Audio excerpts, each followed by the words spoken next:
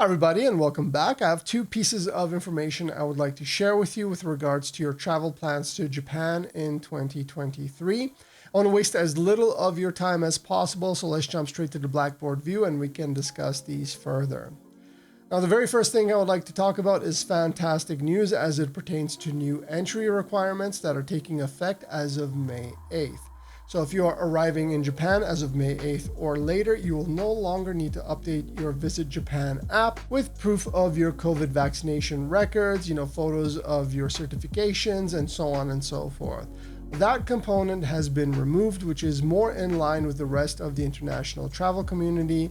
And that is fantastic news as far as I'm concerned, because even if you're highly organized, you knew about the app, you had all your documentation ready to go, it's just one less thing to worry about.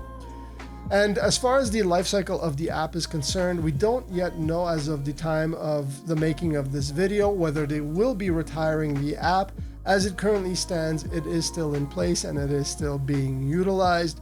In my personal opinion, I feel like they should repurpose it and even bolster the functionality to make the entry process even more streamlined, more efficient, so you can basically walk through immigration, walk through security, pick up your bags, and be on your way as quickly as possible.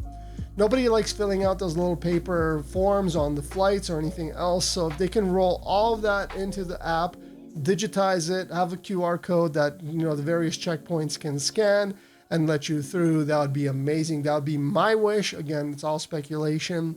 Hopefully that is the path they choose to take with the app. Now, the second thing I would like to talk to you about is with regards to a press release that was made available on April 14th, so basically yesterday, with regards to the JR Group's JR Pass, which we all know and love. If you don't know what the JR Pass is, it's essentially an unlimited travel token, which gives you full access to the entire JR Group's train system across the entire country of Japan. You can purchase this token for 7 days, 14 days, or the 21-day period. It comes with standard and first class, and there's a few things that you can look into if you'd like to research the pass some more. Now, this press release I'm going to put up on screen, it is in Japanese, and I will just kind of highlight things that I would like to talk about. The very first paragraph stipulates that there is a tentative date for this new price structure that is set to take effect sometime in October. So that to me immediately outlines an intent for them to fish for reactions. Basically, they're going to see if there's backlash from the international community, considering their prices are essentially rising by about 70% across the board, which is a significant amount, as you may have already noticed from the numbers on the chart, even if you do not speak or read Japanese.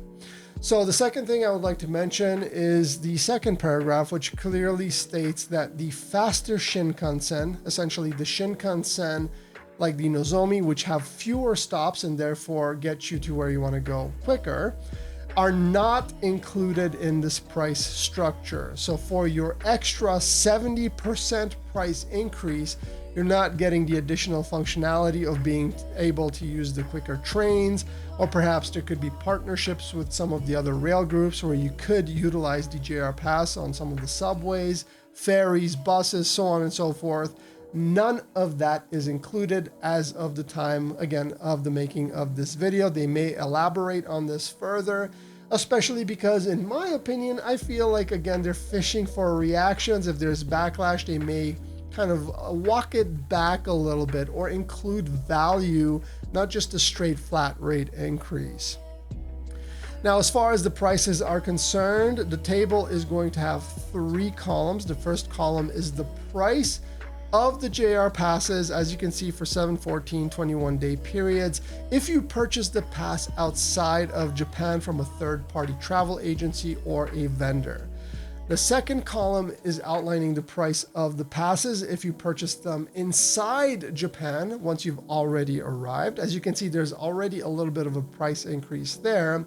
And the third column is going to show you the new prices, which is going to be a fixed price, whether you're purchasing it outside of Japan or inside Japan. Again, it doesn't matter because it is 70% more expensive.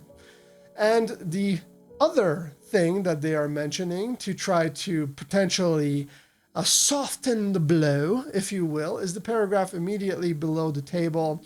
It does talk about potential vendors, potential attractions that could offer discounts to those who happen to have the JR Pass in their possession.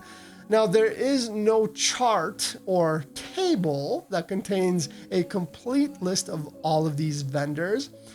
Are the discounts going to be on merchandise, which essentially requires that you spend more money to save money? Not exactly a good deal, in my opinion.